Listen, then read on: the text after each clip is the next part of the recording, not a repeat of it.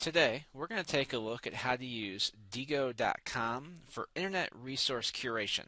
Now, there are other aspects to this website, but for the purposes of this tutorial, we are just going to look at the saving of online resources. So the first thing I'm going to do is I'm going to go to my Diigo site. In this case, I'm at www.diigo.com, and I went ahead and signed in. And I went ahead and signed in with my Google account since I already had that. You can also sign in with Twitter, Facebook, things like that. But when we come in here, the first thing you're going to see is you're going to go into your library. And in your library, this is a list of all of the resources that you have tagged or marked or collected.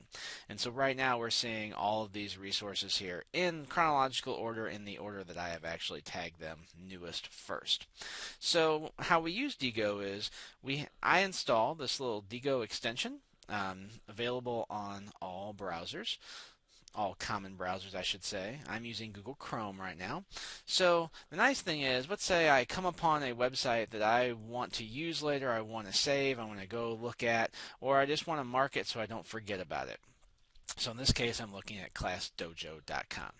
I would come to my Diigo symbol here, and I'm going to go to tag. Now you're going to see there are some other options, but for the purposes of what we're doing today, we're just going to look at the tag feature. So I'm going to go ahead and click on tag, and you can see now we're saving. This is kind of like saving a bookmark on your computer, except now you can get to this bookmark from anywhere, which is much better than just saving it locally on your machine. You can get to this anywhere you can get an internet connection and bring up a browser. You can go ahead and get to this. So I have the URL, which I could switch if I wanted to, but for the most part that's pretty much going to be left standard. Title, if I do want to change the title, I can go ahead and do that. I do have notes I can put in here. You can see I can mark this as private or read it later. But then the nice thing is we have tags. Now I've kind of already put some tags in here. So I could, and I'm going to wipe these out to show you how that would work. I could go ahead and type my own tags, or it gives you recommended tags down at the bottom. So I could simply go ahead and click these. If I wanted to type my own in, I could do that.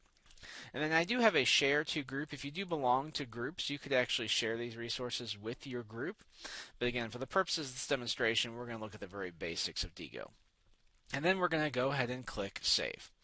And so now this item has been tagged, and you will see that by the little red flag now, that ribbon that shows up on your Diigo symbol.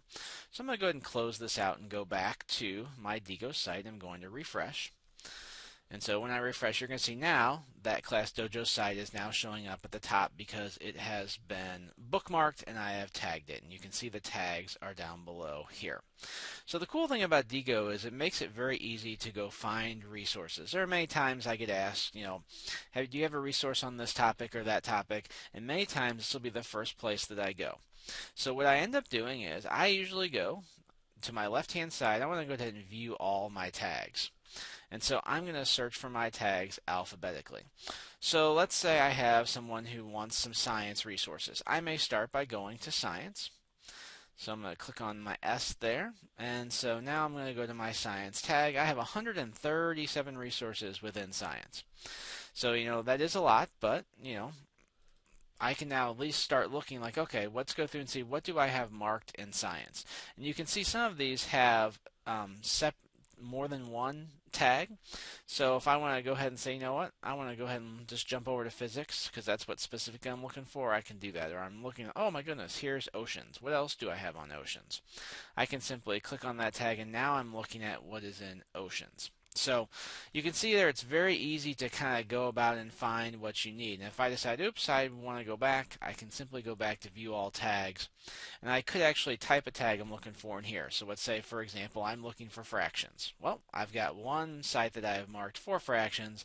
I can go take a look at this and see if it's something that I want to use. So Diigo.com, super easy to use and great for tagging resources. Use it today.